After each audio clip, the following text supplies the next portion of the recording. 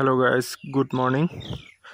আকৌ পুনৰ নতুন এটা ভিডিঅ' লৈ আকৌ আপোনালোকৰ মাজলৈ আহিছোঁ আৰু আজি বিশেষ এটা কামত ব্যস্ত হৈ আছোঁ। তাকে বোলো আপোনালোকক অকণমান দেখাব চেষ্টা কৰিছোঁ। এয়া দেখিছিলে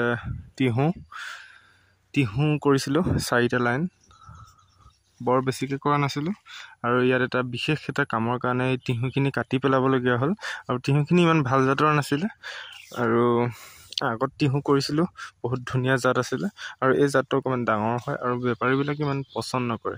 যিহেতু ব্যৱসায়িক ভিত্তিত কৰিছোঁ আৰু খাবৰ কাৰণেতো ইমানখিনি তিহু প্ৰয়োজন নাই, 2 এজোপাই যথেষ্ট।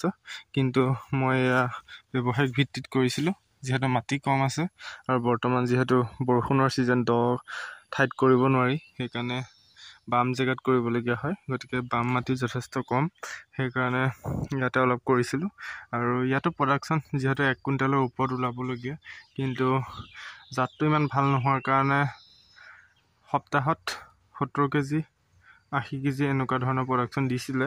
তথাপিও কিন্তু যিখিনি তিহুৰ গঠন দেখিছে, তিহুৰ যিটো গঠন, সেই গঠনটো বেপাৰীবিলাকে ইমান ভালকৈ পচন্দ নকৰে। তো আশা কৰোঁ যদি কোনোবাই তিহু খেতি কৰিম বুলি ভাবিছে, ভাল জাতটোৱে আপোনালোকে ৰোপণ কৰিব। লাগিলে 2 টকা দামেই হওক, আপোনালোকে উচিত এটা মূল্য পাব, যাতে বেলেগত নিয়াকৈ আপোনাৰ তিহুখিনি লৈ যাবলৈ বেপাৰীবিলাক বাধ্য হয়।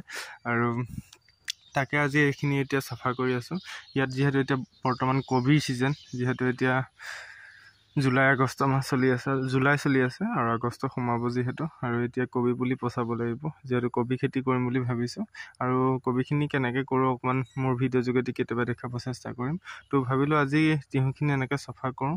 আৰু এইবিলাক দেখিছে, আৰু যিহেতু মই ৰছীৰ ব্যৱস্থা কৰিছিলোঁ আৰু ৰছীখিনি যিহেতু নষ্ট হৈ যাব, জাহা তাহা কাটি দিলে, সেইকাৰণে ৰছীখিনি উলিয়াই পেলাইছোঁ। এডাল এডালকৈ এইবিলাক আঁতৰাবলগীয়া হৈছে আৰু গোটেইখিনি আঁতৰাই ইয়াত ধুনীয়াকৈ চাফা কৰি ইয়াত নাৰ্চাৰী তৈয়াৰ কৰিম কবি পুলি। তো সকলোখিনি প্ৰচেছ দেখাই থাকিম। কবি পুলি নাৰ্চাৰী কেনেকৈ তৈয়াৰ কৰা হয়, কেনেকৈ কবি পুলি পচোৱা হয়, সকলোখিনি ডিটেইলছ ভিডিঅ' যোগেদি দেখাব চেষ্টা কৰিম। আৰু যদি কোনোবা নতুনকৈ আহিছে, প্লিজ চেনেলটো ছাবস্ক্ৰাইব কৰি দিব আৰু যদি ভিডিঅ'টো ভাল লাগে শেষলৈ চাই ভিডিঅ'টো লাইক এটা কৰি কমেণ্ট কৰি নজনোৱাকৈ নাথাকিব, ঠিক আছে। তো অকণমান এইখিনি চাফা কৰোঁ আৰু চাফা কৰি কেনেকৈ কি কৰোঁ অকণমান আপোনালোকক আজি দেখাব চেষ্টা কৰোঁ, ঠিক আছে। আৰু আপোনালোকে যদি তিহু খেতি কৰিম বুলি ভাবিছে, কোনো ধৰণৰ জেং দিয়াৰ কোনো প্ৰয়োজন নাই। আপোনালোকে এনেকৈ ৰছী এডালতে আপোনালোকে তিহু খেতি কৰিব পাৰিব আৰু কোনো ইমান বিশেষ কষ্ট নাই। কিছুমানে ভাবে তিহু খেতি কৰিবৰ কাৰণে বহুত বাঁহৰ দৰকাৰ হ'ব। আপোনালোকৰ বাঁহৰ ইমান দৰকাৰ নহয়, মাত্ৰ এই গোছকেইডালহে বাঁহৰ মেইন দৰকাৰ, গম পালে। প্ৰথমতে এই বাঁহৰ খুঁটা কেইটামান লাগিব আৰু আপোনালোকে ৰছী বহুত সস্তাতে পাই যাব। আৰু ওপৰত ৰছীডাল অকণমান হেভি দিব লাগিব, যিহেতু তিহুখিনি বহুত ৱেট থাকে ন, গতিকে আপুনি তললৈ দবি যাব পাৰে, সেইকাৰণে ওপৰৰ ৰছীডাল অকণমান হেভি দিব লাগিব আৰু বাকী এডাল সৰু ৰছী দিলে তিহুখিনি ওপৰলৈ বগাই যাব। তো এনেকৈ মই খেতিখিনি কৰিছিলোঁ আৰু আপোনালোকে কেনেকৈ কৰে কমেণ্ট এটা কৰি জনাব। তো ইয়াকে অকণমান আজি দেখুৱাব চেষ্টা কৰোঁ, ব'লক তেতিয়াহ'লে অকণমান কাম কৰোঁ, নহয় জানো।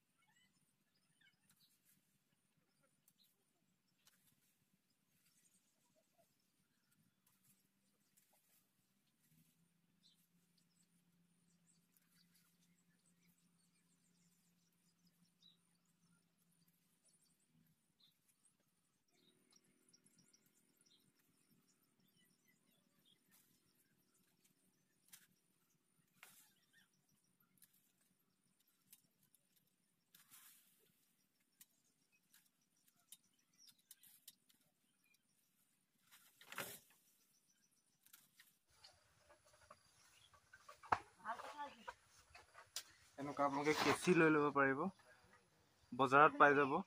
আৰু আপোনালোকে ঘৰত ব্যৱহাৰ কৰা কটাৰীও ব্যৱহাৰ কৰিব পাৰিব, কিন্তু কেঁচিখন বেছি আৰাম হয় আৰু কাটিবলৈ অলপ সুবিধা হয়।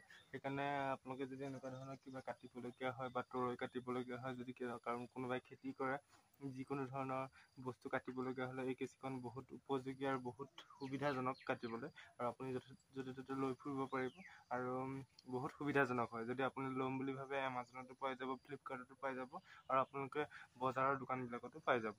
তো আপোনালোকে লৈ ল'ব পাৰিব। এইখনৰ দাম বেছি পৰা নাই, মাত্ৰ 150 টকা পৰিছে।